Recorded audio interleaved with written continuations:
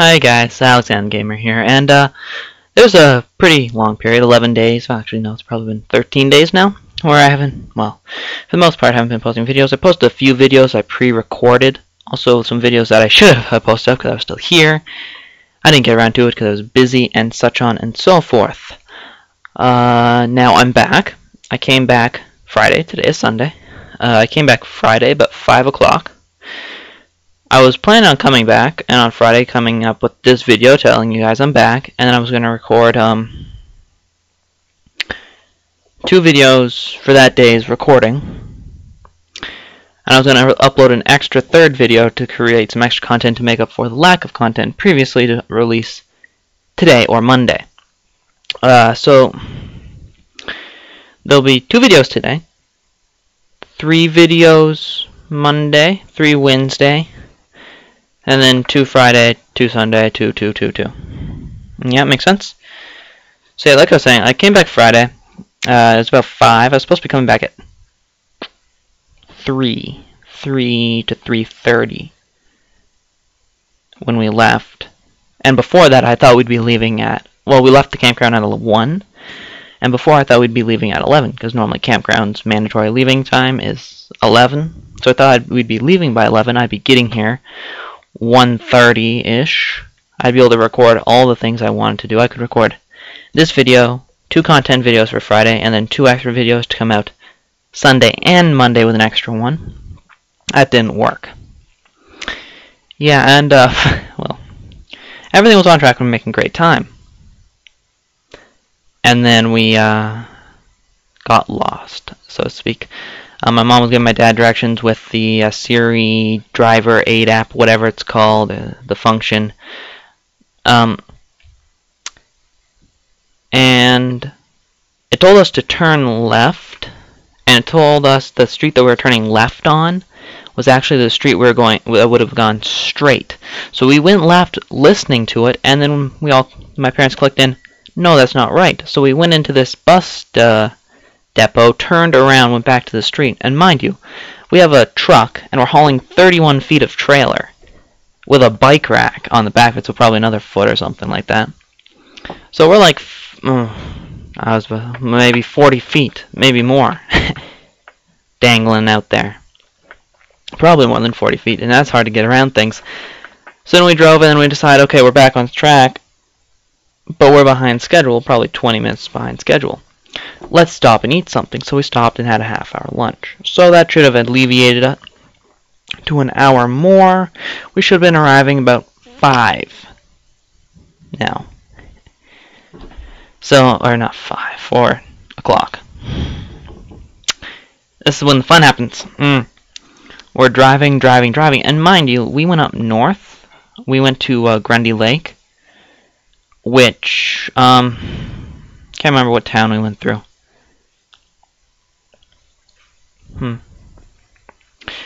We left from Barrie, went through another town. Then after that town, there was, the highway went from a 4-lane to a 2-lane, all the way up to Grundy Lake.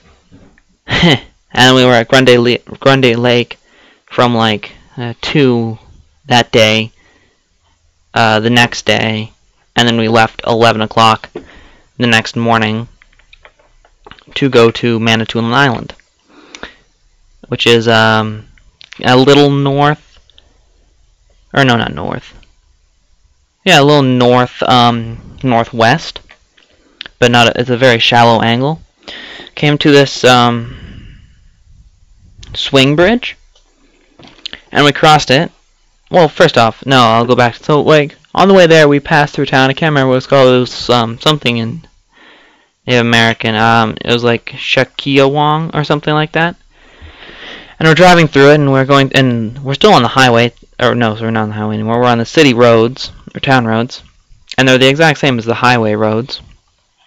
We come up this hill, and then there's this little construction, which is fixing the road and doing a redirect of water underneath it and fortifying it and whatnot.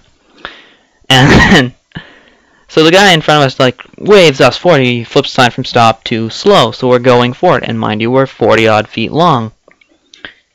We're going, and some miscommunication happened there, because the other guy at the same time had told the cars on the other side to go slow, or had kept it up, or whatever. And a SUV came down, and right before it hit the construction, it saw us and realized they're not supposed to be there. And it started backing up until it got to a point where it could go onto the side of the road so we could pass it, and it could come down and do its thing. Now when we were passing, I noticed this older truck, and I look over, and what I assume would be the site boss was there, and he was just shaking his head, and he was like looking at something, and I figured, oh no, these guys are done. They're gonna have a bad day. But yeah, that slowed us down a little bit. And same thing, it's still 2-lane highways for like another half hour, 45 minutes, till we reached the swing bridge, which is like really old. It still works. And it's a 1-lane swing bridge, and we were at that swing bridge for probably 10 minutes before we crossed the river. And then we went into the town of Little Current, and it was quite little. Now out on Manitoulin Island, towns are generally where the jobs are. The jobs are kind of like condensed into an area, and then all around it, like spread out, is the houses for the most part. So we're driving through, and we're like, oh, okay, cool, this is a nice little quaint town. Driving, there'd be like these houses and little shops and stuff along the road. And then we came up, and then we were coming up, and then probably like right here, and we're like right here, there's like this little like those construction signs kind of thing. It's about that size, and it was facing not towards oncoming traffic, but more so that the traffic that was like the cars would be sitting across the entire 2-lane highway, looking at the sign pretty much. So we're coming up, and we're like a foot in front of it, and we realize that's the campground sign, and we're like, and we're like, but turning 40 feet, 31 feet of trailer, doing a 90-degree turn almost into the campground. Now, the campground was supposed to be great. It was supposed to have 2 beaches, excellent fishing, boat rentals, stuff like that. It was supposed to be close to fun things to do. It didn't mention that one of the beaches you had to wade through waist-deep water and boats, and then through reeds to get to water that's really any deep and any real good for swimming. Oh, and did I mention this is Lake Huron? So it's freaking cold! Like, me and my dad went out down to the other beach on like the last day we were there, and we're like, oh, we have to go swimming at some point. And we brought our football down to throw around, and we got up to our waist, and we're like, no, we're not going any deeper. This is way too cold. Not to mention there's a lot of rocks, and pointy rocks at that. So we're throwing it for probably 20 minutes, and then we're done. We're cold. We're done. So, moving on. It's a family-run place, so the owner and his wife and all the other stuff were kind of like, meh, it gets done when it gets done. The park's probably 80% seasonal, which means that they're there. The trailer stays there all the time, and they come down whenever they want to come down. Mid-spring till early fall or whatever. Come down at the end of spring or at the beginning of summer and go until school starts or whatever it is they do. And so it's kind of a, it gets done when it gets done kind of feel. Whatever. The only other problem is when it said nearby things.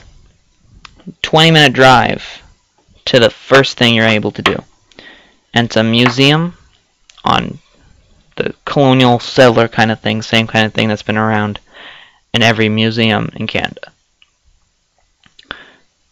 And we went to that. We went to another museum. They were both very kind of iffy. You see one, you kind of see them all. There's a couple of pieces that are kind of interesting, but for the most part, you see one, you see them all. Probably 20 minutes after the museum, there was a walking trail that could either be 1 to 4 hours long. And we did that. We went and got ice cream at one point. We went to a powwow. That was kind of interesting. So a powwow is the government gives money to all the different groups of Native Americans, all the different grouping of tribes in an area, and then request them to put on a cultural fair event thing, something to do with their culture and whatnot. I went to that. That was kind of cool. There's dancing, drumming, all these foods. Though the food was kind of standard, except I had to get it. A scone dog. I didn't know what to expect. I got a hot dog inserted in a deep fried scone. It was good. I'll guarantee. The food was great. I had a taco too, but the taco was kind of weird. It was kind of like on a bed of squared pieces of bread, and then there was no lettuce, no real lettuce. Like the lettuce was, instead of the base, it was an add-on to it, kind of thing.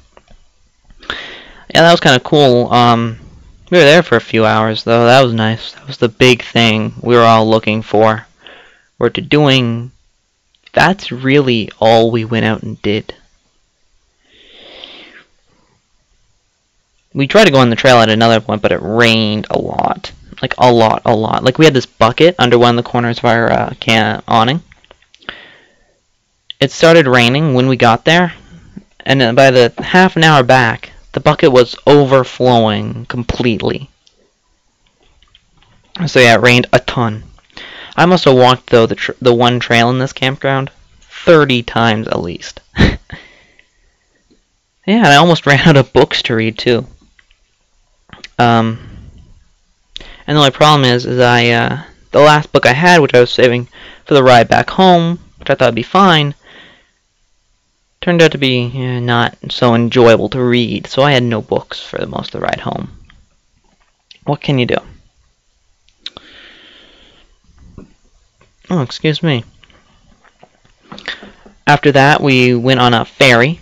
Ferry's a bad term for it. It's like a small ocean liner, where you'd come up to the stand, then you come up, you pay for your ticket, and you have to have a reservation. And you come up and he tells you which of the 3 lanes to go into, so we come in this lane. There's this lane here and lane here. You get out and you do whatever till the ferry arrives, and you're supposed to be there an hour ahead of time. The ferry comes in, comes up, water, comes in, turns a little bit, starts reversing, turns more, docks, and then the back opens, and you just drive into it. And that's it. You just drive into it, and then you get off, and you go about your thing for the hour, 2 hour long ferry ride across the water.